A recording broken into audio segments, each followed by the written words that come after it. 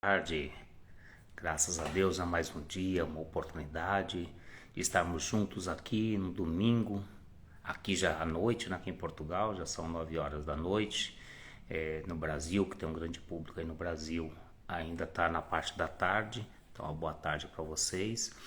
E vamos aproveitar, né, hoje, domingo, para poder aprender um pouquinho da palavra de Deus, um pouquinho de aplicação em nossas vidas. E, e o texto que eu escolhi hoje para a gente poder falar esses poucos minutos está lá no Evangelho, conforme escreveu João, no capítulo 13, o verso 7. E está escrito assim: O que eu faço agora tu não sabes, mas no futuro saberás. E essa passagem que Jesus, outras versões dizem assim, respondendo Jesus, o que eu faço agora tu não compreendes, mas no futuro saberás, é algo que é muito importante, interessante para nós, né?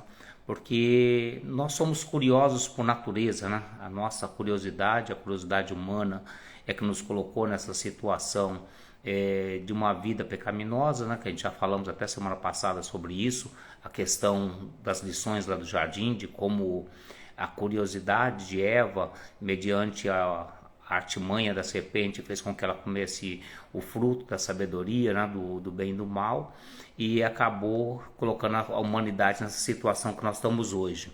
E esse texto, esse versículo que foi dito aqui, dentro do contexto, né, nós vemos o contexto de Jesus ali na preparação da última ceia, né, da última Páscoa, e ele faz um ato que é muito conhecido, né, principalmente dentro do pessoal católico, que é a missa do lava-pés, né, que são uma cerimônia em que se lavam os pés dos apóstolos, e Jesus ali faz essa atitude, né? E quando ele chega para lavar os pés de Pedro, Pedro questiona Jesus, dizendo que não deixaria que ele lavasse seus pés, e por isso Jesus diz para ele, fala assim, olha, o que eu faço agora você não compreende. Né? E isso na nossa vida também tem uma aplicação muito forte, muito certa, porque às vezes nós estamos querendo compreender algo que não cabe para a gente querer saber, né? A gente tem que... Existe um ditado russo que eu lembro uma certa vez, não lembro se foi em um filme ou se foi um, um seriado, mas eu lembro que era um pessoal russo e teve uma frase ali que me impactou muito, que uma pessoa questiona para um dos grandes chefões da KGB a respeito de uma situação, de um projeto que ele estava fazendo, e ele disse, falou assim, olha, quem precisa saber, sabe. E isso aí me marcou muito, né? Na época da Guerra Fria, e essa é uma questão muito certa, né?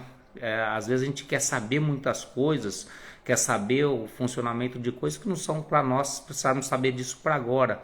Então Jesus ele diz aqui para Pedro, fala assim, olha, o que eu faço agora você não compreende. E quantas vezes a nossa vida também não é diferente, né?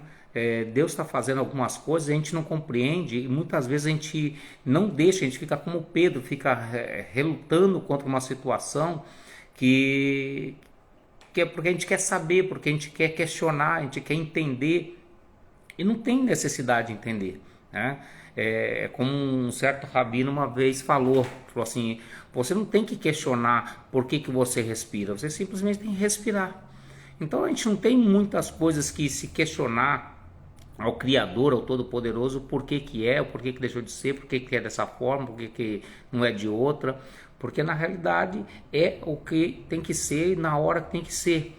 Nós temos que sempre estar sim buscando o conhecimento, buscando a sabedoria, o aprendizado, mas estar sempre atento às coisas de Deus. A gente tem que estar sempre voltado com os nossos olhos, com nossos pensamentos e principalmente com o nosso coração para as coisas de Deus e saber que todas as coisas, todas, não existe nada. Há poucos dias atrás a gente estava questionando isso com um grande amigo meu, um grande amigo e irmão, e ele falando a questão do diabo, porque o diabo isso, o diabo aquilo outro. Eu falei, gente, a gente precisa entender, a gente precisa conscientizar que o mundo espiritual, a vida espiritual, não é uma história em quadrinhos, não é o Batman e o Pinguim, não é o Superman e o Lex Luthor, não tem um vilão e o bem contra o mal, isso é só em quadrinhos. Quem criou o diabo foi o próprio Deus, quem criou a influência maligna foi o próprio Deus, e isso tem um sentido dentro do próprio Deus. Você vai falar, mas por que Deus iria criar um ser maligno como o diabo? Ele criou exatamente para que ele viesse nos tentar, para que nós pudéssemos crescer. Nós só crescemos, nós só nos desenvolvemos quando somos postos à prova. Se a gente ficar dentro da zona de conforto, a gente vai ficar só daquele tamanho. Mas para a gente crescer, para a gente poder se desenvolver, a gente tem que ser colocado à prova. A gente tem que ser colocado de uma forma direta à prova. Então, essa questão aí que era o que eu vinha falando para ele, eu falei assim, olha, às vezes a pessoa está querendo entender, porque isso aqui é obra do diabo, isso aqui é obra do maligno. Não, isso não é obra de nada. Todas as coisas são de Deus. Deus reina eternamente. Hoje, ainda pela manhã, nós estávamos na igreja, o irmão citou um verso que eu amo essa passagem, né? Que é lá Isaías 6, que diz assim, no ano que morreu o rei Uzias, eu vi o Senhor sentado sobre um alto e sublime trono. Então, o rei Uzias, que era o grande rei ali de Israel, ele morreu. O caos estava cheirado ali na cidade, mas ele pegou e falou assim, olha, mesmo com todo o caos, eu vi Deus no seu trono, o trono de Deus está lá intacto.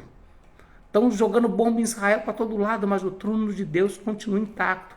Então a gente tem que entender isso na nossa vida, e Jesus ele passa esse ensinamento aqui para nós no meio dessa situação com Pedro. Pedro questiona, fala assim, não, eu não vou deixar que tu lave os meus pés de maneira nenhuma. E Jesus olha para ele e fala assim, olha, o que eu faço agora você não entende.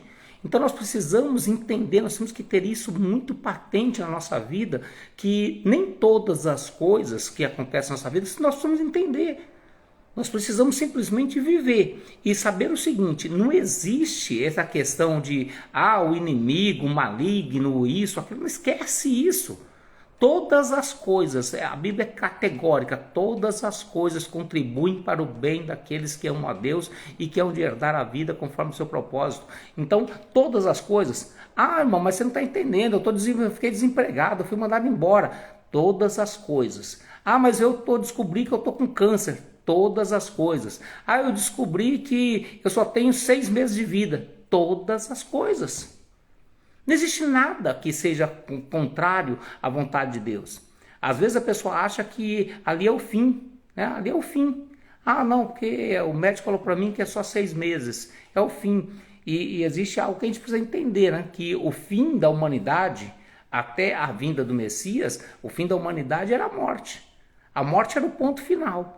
Mas o que o Senhor fez ali quando entregou Jesus para morrer no Calvário por cada um de nós? Ele tirou o ponto final e colocou uma vírgula, um ponto e vírgula. Então ali não tem mais ali, a morte não é mais o final, existe outra expectativa, existe outra esperança. Então quando o Senhor chega aqui e fala assim, olha, o que eu faço agora você não entende? Então nós precisamos ter a mente aberta para isso. Por que está acontecendo isso? Não me cabe saber o porquê. Eu só preciso entender o seguinte, eu estou dentro da vontade de Deus, estou fazendo o que é certo, estou fazendo da vontade de Deus, então pronto, então se eu estou fazendo isso, está perfeita a minha vida. Segue em frente, não importa o que vai acontecer, de que forma está acontecendo, o que importa é saber que lá na frente nós vamos entender. E isso é importante, né? Tanto é que quando Pedro percebe isso, ele fala, não, Senhor, então não me lava só os pés, me lava também a cabeça e o corpo, né? Quando ele conseguiu tentar entender o que Jesus estava falando. E a nossa vida é dessa forma, nós não entendemos, e até porque não é para entender mesmo muitas coisas, mas nós precisamos estar certos, posicionados, de que todas as coisas contribuem para o bem daqueles que amam a Deus. Então, se você realmente tem no seu coração o amor de Deus, se você ama a Deus, se você vive uma vida com Deus, pode ficar certo que todas as coisas vão contribuir para o bem de você, tá bem? Que Deus em Cristo abençoe, tenha um ótimo final de domingo, aproveite essas poucas horas para meditar sobre a sua vida, meditar sobre a semana que está começando, e vamos juntos aí, todos os dias tem vídeo, todos os dias a gente fala alguns minutinhos, então aproveite, né? Às vezes a gente não tem tempo para ler a Bíblia, não tem tempo para estudar, muitas pessoas até não conseguem estudar, são poucos minutos, mas são palavras que alimentam a nossa alma. Que Deus abençoe poderosamente a vida de cada um de vocês. Até mais.